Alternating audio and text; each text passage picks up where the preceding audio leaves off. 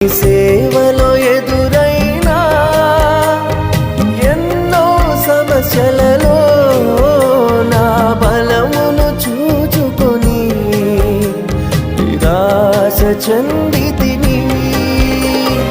భారమైన ఈ సేవను ఇక చేయలేనని అనుకొనగా, భారమైన ఈ సేవను ఇక చేయలేనని అనుకొనగా, ప్రధాన యాజకుడా యేసు నీ అనుభవాలతో బలపరచితివి.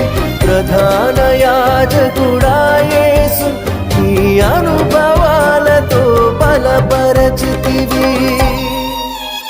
ఎడబాయని